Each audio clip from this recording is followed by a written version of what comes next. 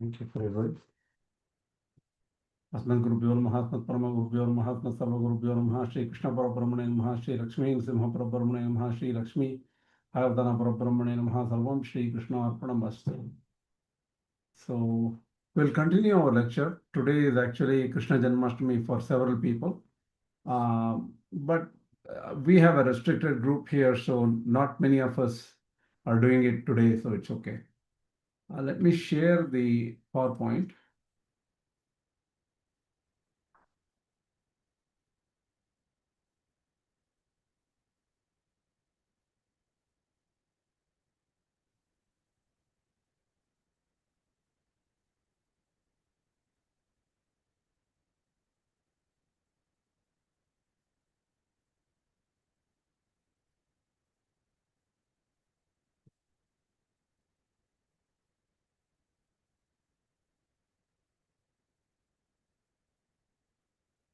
Tell me if you can hear me and you can see Kena Upaniṣad lecture 53 on the screen.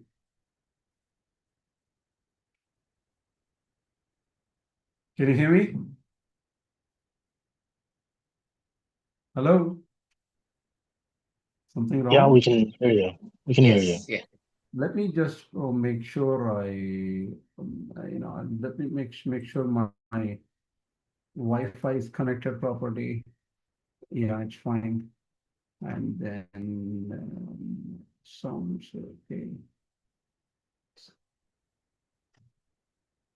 Okay.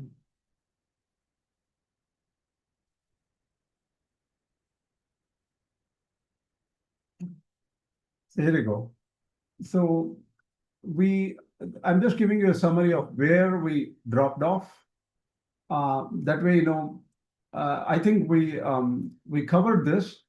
I'm just giving you so that you get the connect at this point or the context. So the summary of verses 9 to 14 of Īśāvāsya is Mukti is eternal blissfulness, eternal bliss, and this is realizable through Vidyā. So who doesn't want bliss? So everybody wants bliss, right? So the thing is, that's obviously a perfect goal for everybody to go attain. And what is the method to attain according to Īśāvāsya? Through Vidyā. But assisted by karma or religious work performed as a duty. And Vidyā is the synthetic meditation made perceptual through intense practice, which removes distinction between the state of consciousness while doing meditation and while being in a normal external life. So there is no difference between these two states. If a person has done the right level of meditation, the person sees reality in that way. Okay. Now, the preparation for this is through Ahaṅgrahopāsana. We will explain more about Ahaṅgrahopāsana in this particular class.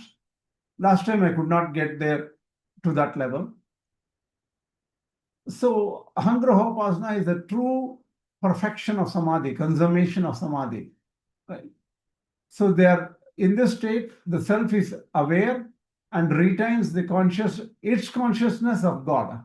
That means self knows it exists, and self knows that God is always there.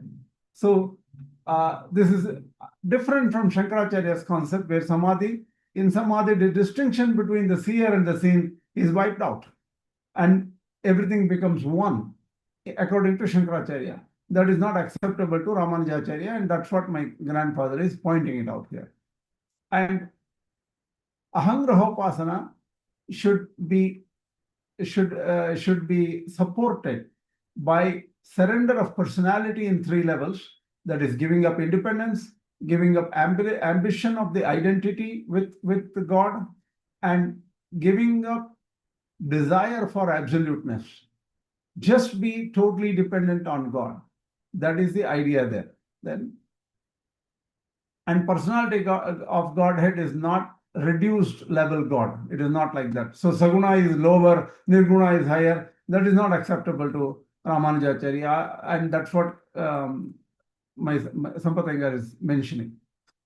And here, always this idea comes up. Where do I stand in this journey towards God? Who am I? That becomes very important. And in fact, God is not visible so easily, right? God is not at all visible right away. Where is God? Some people say just go externally, find God somewhere outside. He is not there. You just experience the external world of objects. Then you go in and see, is he sitting inside me? Then it happens to be that is the truth. Ramanuja.org mentions in Śrībhāṣya 138, Pratyagatma Sharirakatvena Paramātma Anusandhanartaha Ayam Ahaṅgrahopāsana. What does it mean? Pratyagatma is our own Jivatma. The Jivatma is the body of that Paramātma. So Paramātma is Shariri, we are Sharira. Shariri means he is the power. He is like our soul. He is the soul of our soul. So to know that he is the soul of our soul, first thing is, he says, go look at yourself. I am Ahaṅgrahopāsana. First, focus on yourself. You'll find the power behind yourself. That is the idea. That's the summary, in fact, of this whole process of meditation. Now, next, in the next verse starts, and that becomes a prayer. Why do you require a prayer here? Is make it easy for me. I'm not able to progress in upasana. Hiraṇmayena pātreṇa satyasya apihitam mukham tatvan bhushan apavarno satyadharmaya drishtaye. So the purpose of the prayer is to help the mind get used to get immersed in the concepts before the aspirant formally adopts the upasana, meditation or worship. So the prayer will give an idea. It almost summarizes what we learned already here, and then makes your mind ready for upasana. So it's actually an outline of the entire verses 6 and 7, all the way from 9 to 14 also. The simple meaning here is, hiraṇmayena pātreṇa, the vessel, the golden vessel is covering up the truth. Satyasya apihitam mukham. Tattvam pushan apavarno. Pushan, nourisher. You nourish from within. O Lord, who is the nourisher? Apavarno, take this obstacle away so that I can see Satya Dharma. That is, what do you call the Dharma is the nature, right? The true nature of God, let me see. So take away this obstacle. I'm not able to see you. That's the simplest problem, right? That is a powerful problem. It's always there for any meditator. How do you focus on God? I have not seen God yet. How can I focus on God? So this prayer is for, please make me see you. Take away the obstruction. That is the idea of this prayer. Let's go further. Here, the verse 15 says Pushan means the nourisher, and it's also a name of God. Right? And the golden lid which is covering up Paramātma is the Rajoguna, Rajas. And if Rajoguna goes away, the Sattva Guna can see. The Sattva Guna allows you to see. Sattva Guna becomes pure. And the face of the self is the mind. So the thing is, mind should be able to see. So the awareness is drishti. That means a sight. And that drishti is an inseparable attribute of Jivatma. So Jivatma has the sight. And to be able to see Satya, that's what the whole request is for. So First, the prayer is to remove the obstacles to practice upasana or Vidyā. That is the idea here. So, Venkatanatha, who has done that is Vedanta Deshika, says Samādhi pratibandhaka nivritti prarthaye. So, thing is, remove the obstacles for my Samādhi. Because it's very difficult. Anybody who meditates can know focusing the mind, taking your mind away from the objects or senses is so difficult. And focusing on something interior, inside, it's even harder. So, Samadhi should be in a state where there is identity achieved through absorption of meditating on the object that is God. And what is this identification means? You, in fact, meditate on your own self or meditate on God as yourself. That is the idea. So it is known as a pratikopasana. So you are becoming the pratika. Pratika is a symbol, right? So aham or the I is the symbol of God. So God himself is known as aham in a way. And you can see it in the Upanishadic literature. And that is why this Ahaṅgrahopāsana is mentioned. This is strange because the word aham repeats itself in Taittiriya Upanishad, in the Brihadaranyaka Upanishad, and in several other Upanishads. Even in Īśāvāsya, Soham Asmi is mentioned in the next 1 or 2 verses. Saha aham asmi, that Lord is me. How do you understand this word Soham Asmi? That Lord is me. It is similar to Tattvamasi. That means that Lord is you. It is similar to that. How do you understand it in this context? That's what we are going to study. And Ramanuja.org says, Paramātmanaha pratyagatma sharirakatva jnana pratishtartham Ahaṅgrahena Upasanam kartavyam. You have to understand God as I and meditate on God as I. To know that your Jivatma is powered by Paramātma from within, who is the Antaryāmī. To know it. When you say know it, oh, I studied in this book, I know that Paramātma is my Antaryāmī, if you say that. That's not good enough. That is textbook knowledge. Do you know for sure Paramātma is sitting inside you and controlling you? And he is the Antaryāmī, he is the light and the power behind you? Do you know? That knowledge should be in the form of realization. Clear understanding, realization, not understanding textbook or Sanskrit. The sentence understanding. I understand the meaning of the sentence. That's not what is told here. What is meant here is pure realization of Paramātma who is within. And that Paramātma should be of certain characteristic. This Ahaṅgrahopāsana or meditation on God as self is a method to get there. So Ramanuja.org comments on some statements of Chāndogya Upanishad 7.25.1, specifically on the phrase Atato Ahaṅkārādeshaha. Now there is the instruction of the I principle. Ahaṅkara is I principle. And there is the instruction of this I principle. So this will be the whole section. I will show it to you in my next slide. Ahaṅkara is the I principle, is understood here as a process of meditation that culminates in Samādhi. Therefore, Ahaṅgrahopāsana is an upasana where the individual self aham is possessed by the object of meditation, God, who then expresses himself as the true I.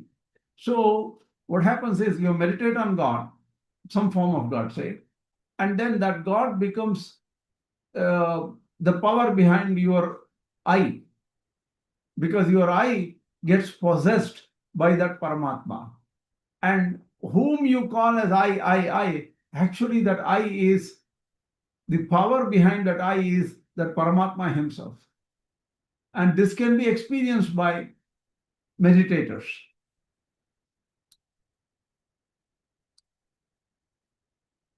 So the author says this is what actually happens in Samādhi and which is about to be explained further.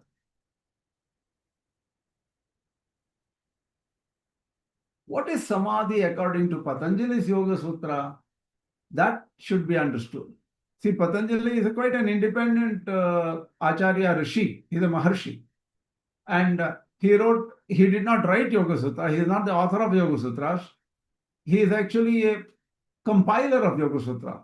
Yoga methodology was there for a long time, even from Vivaswan. Krishna first taught it to Vivaswan. Vivaswan manave praha. Manu ikshvakave abravit. So there is a parampara from Krishna. There is a parampara from Hiranyagarbha. There is a parampara from Shiva in the form of Matsyendranath. When Shiva was teaching yoga to Parvati, Matsyendranath, a fish, understood it and he became a teacher and started the Natha Sampradaya.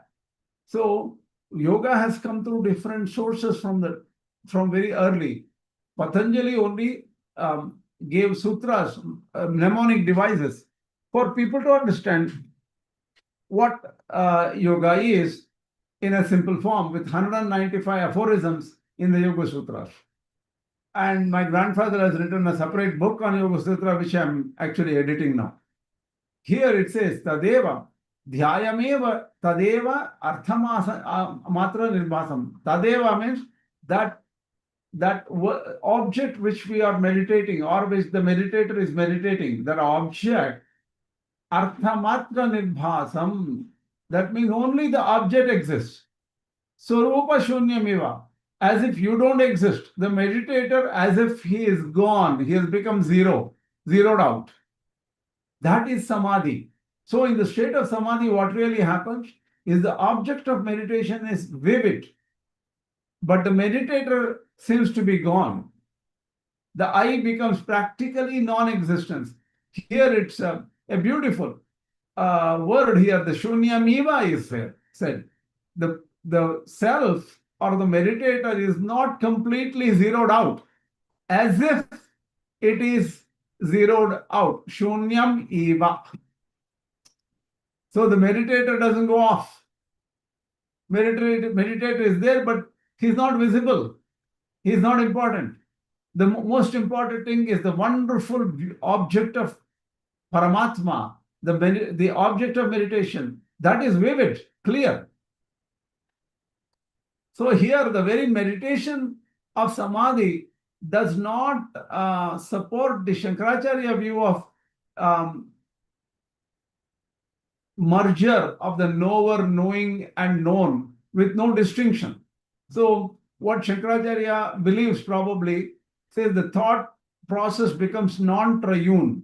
Non-triune is explained as there is no distinction between knower, knowing and known disappears. Everything becomes one.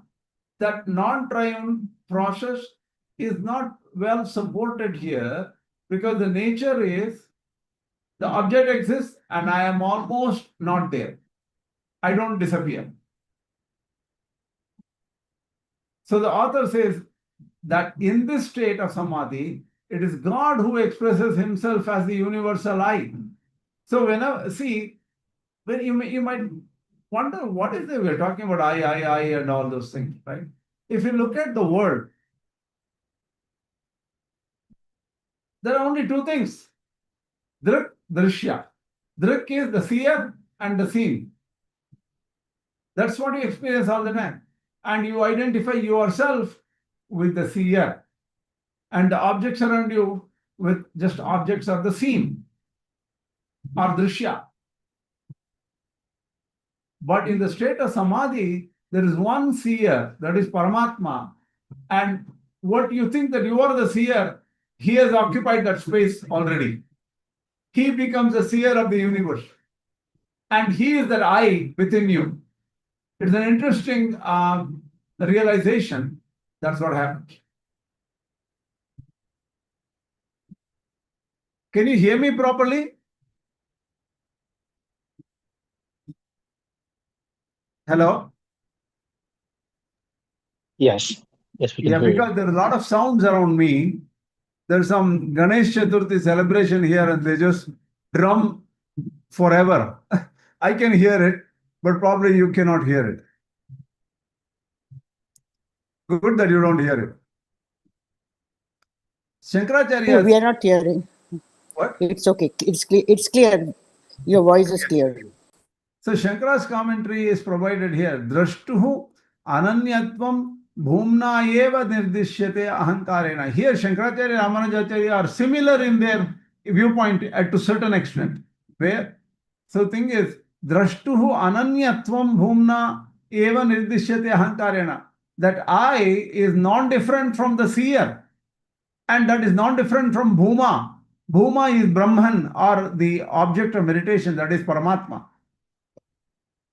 So I in meditation is not different from the absolute Brahman.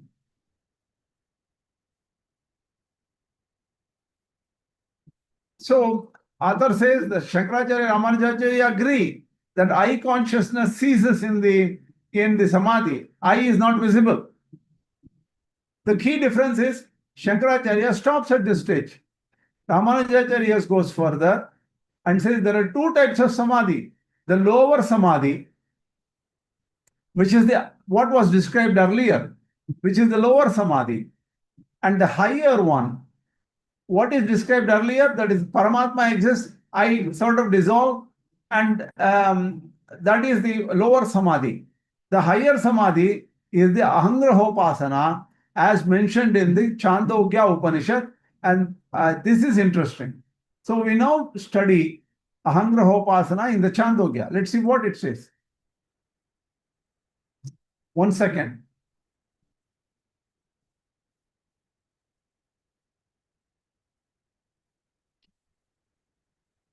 In Chāndogya Upanishad, just to give you a little bit of introduction, Sanat Kumara is the teacher, Narada is the listener. Narada goes to Sanat Kumara, I want to understand Brahman. And Sanat Kumara asks if you know anything. He says, I have studied all the Vedas, all the Shastras, all the 64 Vidyas, everything I know. Then Sanat Kumara says, what do you need more than that? Mantra videvaham na atmavit, he says. I only know the text of the mantras, but I have not realized Atman. So that's why I'm come here to realize Atman. Then he says, he gives a list of things and says that this is bigger than that, that is bigger than that, mind is bigger than something else. He gives a huge list of what is bigger than the previous. And then finally says, prana is the highest. Then beyond that, oh, prana is the highest. Then what if prana is same as Jivatma? How come Jivatma is the highest? Then he says, that is not the highest. Beyond that is Satya. And that Satya is Bhuma. Satya is the truth or the highest, and that is Bhuma.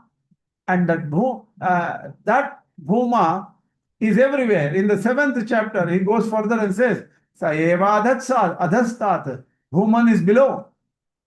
Upanishad, it is up there. Paschat, Purastha, it was in the future and past. It is in the south. It is in the north. Sa eva idagam sarvam. That Bhuman is everything. All this is verily Brahman. Iti atha athato ahaṅkārādeshaha. Now I tell you about the I. Ahaṅkara is the I principle. Eshaha ahaṅkārādeshaha eva aham eva adhastat. So thing is, I am down below. I am up there. I am in the future. I am in the past. I am in the south. I am in the north. Ahameva idagam sarvam. I am everything.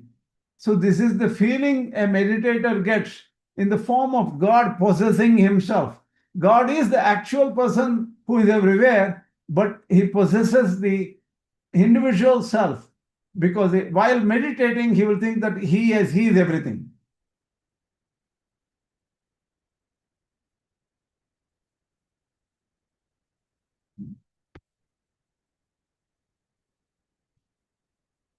This is similar similar verse in the Taittiriya Upanishad in the Bhrigu. Ahamannado, ahamannam, ahamanna. I think I don't know whether I copied it properly. Ahamannado, ahamannadaha. Aham ahagneshloka ahamasmi pratamajarutasya purvam devebhyo amritasya nabhayi yoma dadati sa ideva mavaha ahamannamadantamadvi aham vishvam bhuvanamabhya bhavam suvarna jyoti evam veda ityupanishad. So the thing is, what it says is, Aham is everything. I am the eater, I am the enjoyer, I am the enjoyer of all the perceivers. I am the creator of everything. I am the firstborn. I was before all the devatas. And I am the creator of this universe. This is what it says. It identifies the I with Parabrahma here.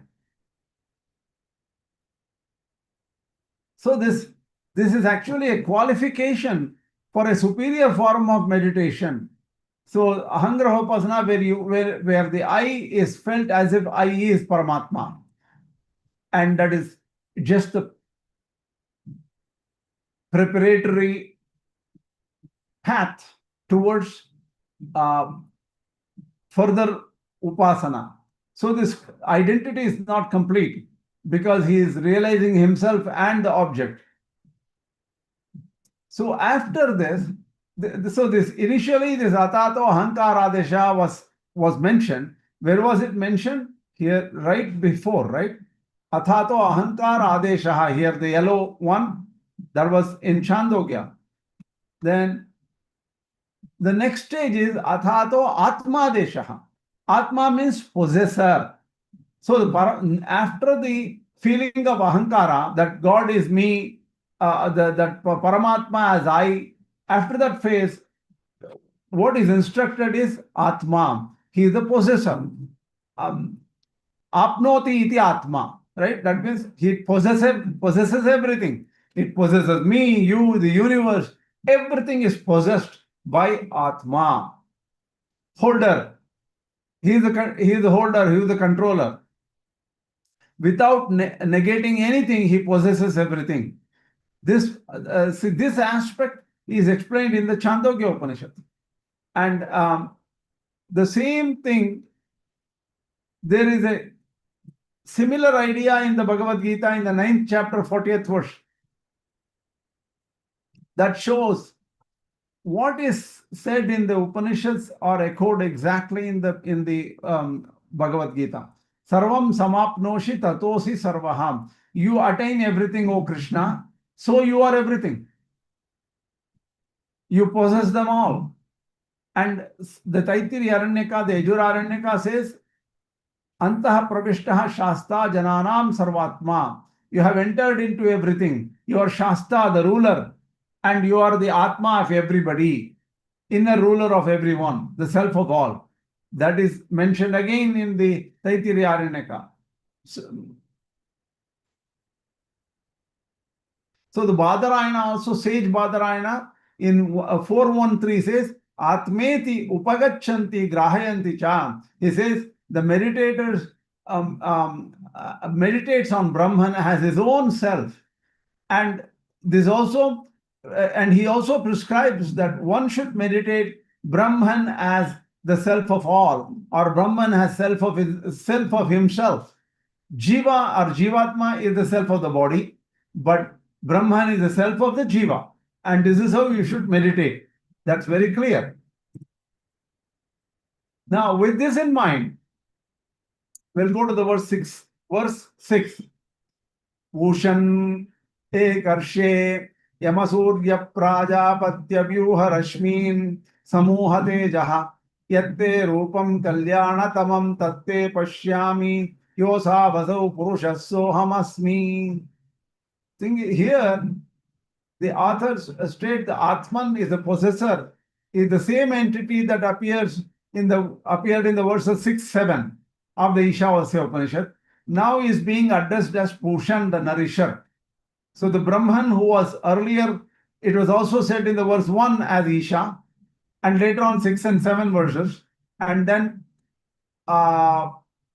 in this verse, 16th verse, he is addressed as Pushan. And all these are the names of the Brahman himself. So the name of Brahman is Nourisher, Pushan. Unique seer, Ekarshe, the one who is a true seer. Controller, Yama. Propeller, Surya. It makes everything grow, everything act, Surya. And Lord is Prajapatya. So all these are epithets of Ishvara. Yama, Surya, Prajapatya, Ekarshe. Vyuharashmin, the Vyuharashmin Samuhadeja means, here now, there is a request from the devotee. Withdraw the harsh rays. These are not useful for realization. And show me the cool rays from which I can realize you. So, and here you have to see the verse itself. Teja yadde rupam kalyanatamam. I see your divine form. Kalyanatamam is auspicious form. So actually, God has a divine form. And that form is seen by the Rishi here. Tat te pashyami. I am seeing that divine form. And Īśāvāsya Upaniṣad sohamasmi. This one we need to understand. So I see your divine form. And that side, I am he. So he identifies himself with that Supreme Purusha. And in what way means that Supreme Purusha is the Antaryāmī. He is the inner controller of me. And if I see, who am I? I cannot find something different within me that is not controlled by Paramātma. I see nothing in me which is not controlled by Paramātma. I see his control, his presence, his power, his beauty, his capability, his potency of every kind in me. So that's how he sees Paramātma.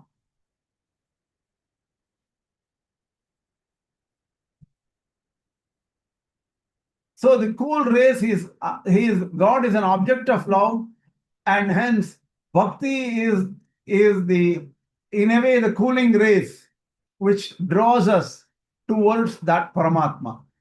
And this meditation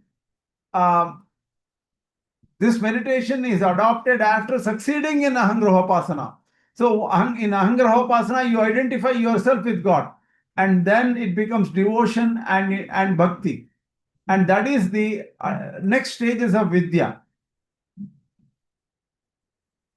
Here, I remains as the seer of the God's sublime form. It is this sublime form that emits the cool rays, and that's why the devotee gets attracted to that Lord.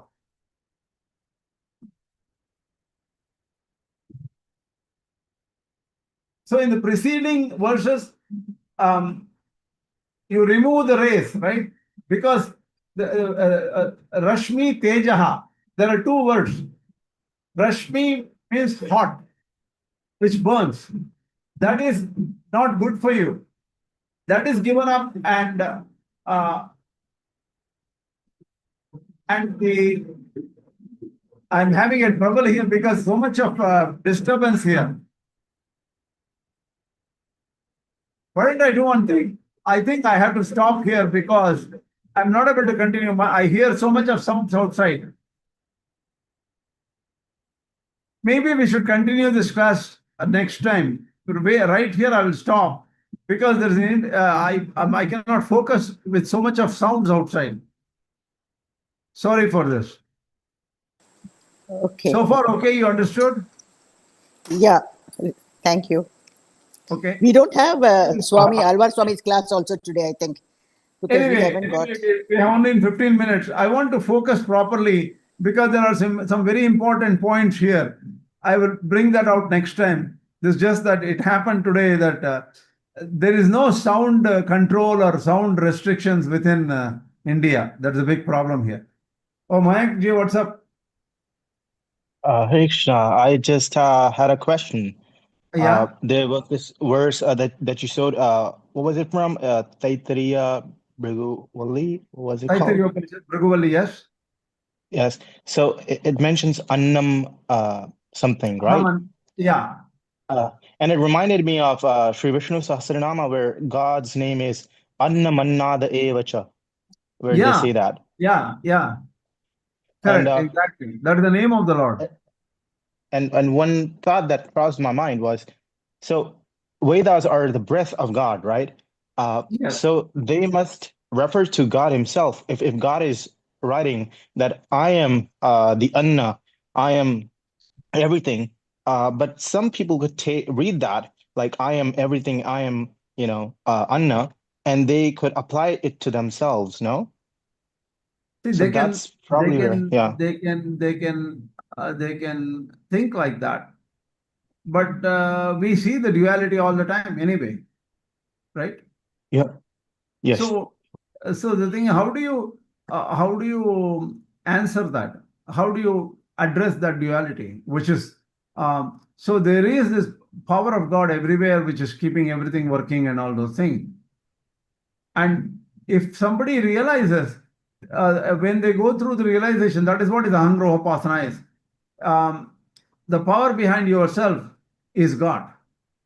So at that time, you identify yourself with God in a way, but that is a temporary phase. And also that is not a perfect identification because you are still there. That is where in the Yoga Sutra, the Samādhi is explained as Swarupa Shunyamiva, as if you don't exist, but you do exist.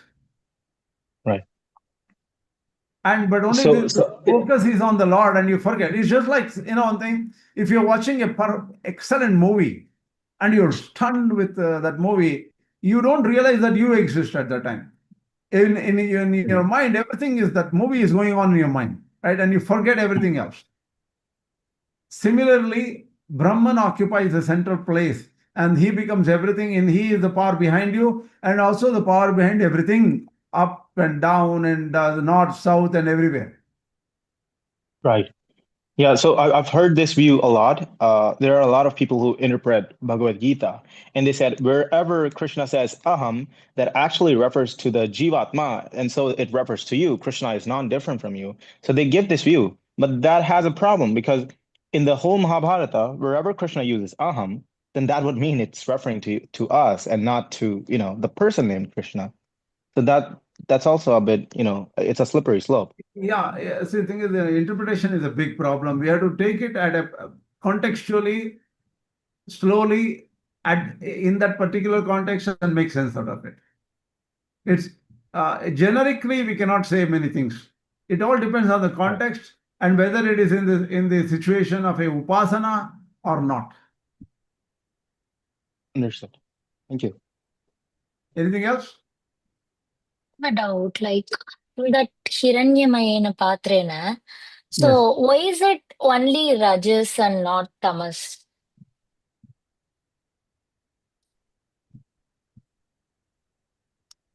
It can actually include tamas also. It cannot. I will check that again. I need to look a little bit more. See, what happens is Maharajatam Vadha Rajasah Parastat. So the thing is, there Tamasah Parastat it says, right? See, there is something about this. I have to check the Vedic verses which talk about tamas and rajas. And paror, paror rajatam vasaha or something. There are different statements which say that it's beyond the rajas. Okay, tamas may be lower. Tamas is more like prakriti, and beyond rajas is maybe more. Rajas is more a higher level, and it's beyond that also. Maybe that's how we are saying. Okay. I need to check that a little bit. I have to. Okay. Why tamas is not included here? Why not just why rajas only? We'll check that. Yeah, sure. And I have one more question. I'm not sure if it is the correct forum to ask. Like, so how is it possible to visualize like we are possessed by um, Paramatma? Like, if it is a normal meditation, we'll focus on Paramatma either between our eyebrows or in the heart center. So we'll focus Krishna or someone. But if it is, how should we visualize as he's possessing us? The thing is, you don't have to do anything like that. Okay. If the focus, if the focus improves, if the spiritual progress occurs, the moment you start focusing Paramatma only, mainly Paramatma, wherever you want to focus, depending on different systems of meditation, there are different paths of meditation. It doesn't matter.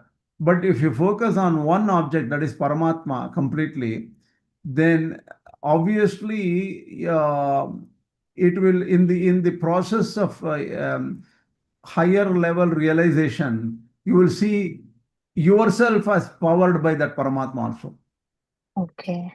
and that will become automatic. Okay. So it's a level and it happens by divine grace or something of that sort, right? Yes, it obviously happens only because of divine grace. You cannot visualize it. Okay. There's nothing called visualization. See, this is very important. You need to understand. Any meditator should understand that meditation is what really happens, not what you try to do. You may do something, you may focus on something and just keep at it. But what happens beyond it, without your knowledge, Okay. without your effort, something happens from within. Okay. That's actually divine grace only. And that's what takes you to the next level of realization. Okay. Yeah, I accept that. But first, initially, I should sit on, focus on something, right? So that that basic thing should be there, like, so I Yeah. should See, the thing is, yeah. that basic thing depends on the method of yoga you're doing, right? Method of Okay. meditation you're doing. Okay. I'm sure your acharya or some teacher has taught you something, right? Okay. And that's what you should focus on. And if you have Okay. more questions, I can answer you personally over a phone call, because this is not a Yeah. general public thing, actually, right? Because you should not confuse other people. Other people have Sure. different methods. So the method of upasana or method of meditation is very personal, Okay. right?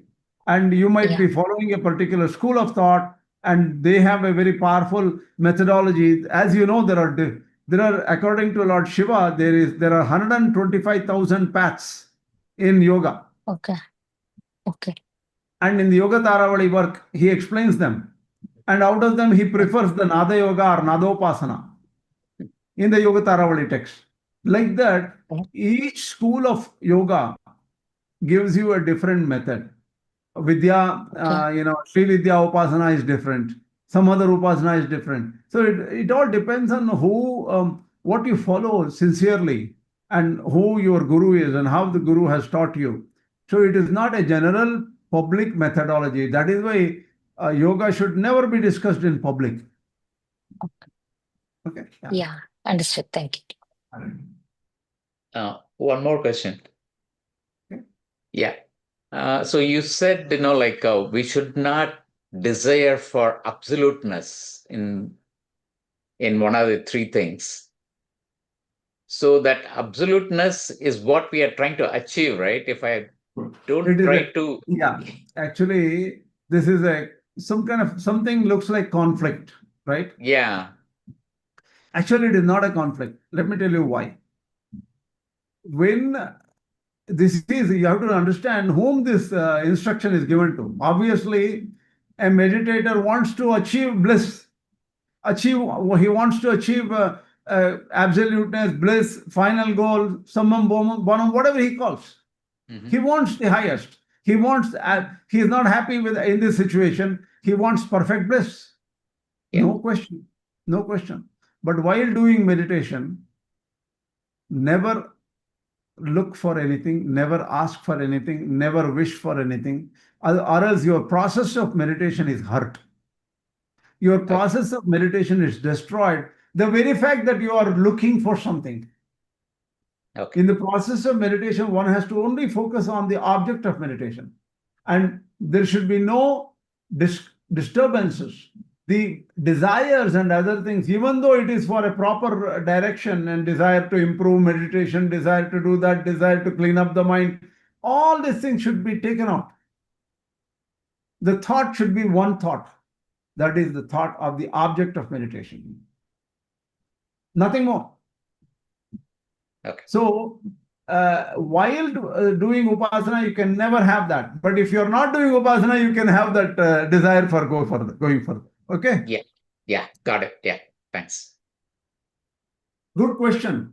Many people, it's not easy for to answer this question also. It is a tough question. Yeah. Unless you have a better understanding. Yeah, it is tough. Only if some Acharya has helped me with you, I am lucky I have some very good Acharyas who have given me direction.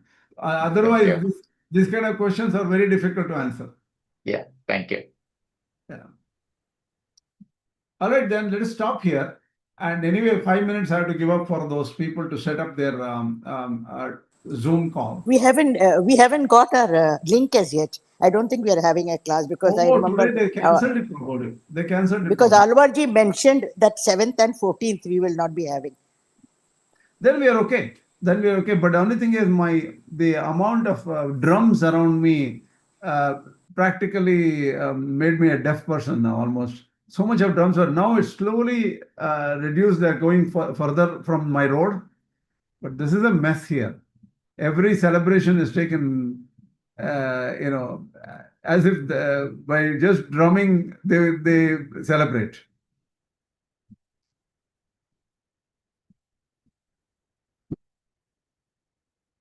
Okay, if there is no question, let's continue next week and see. So that's why I'm focusing on this Upanishad itself so that we have some clear understanding before we get to the next level. So Gita I have stopped at this point. Okay, all right. Thank you. Shri Lakshmi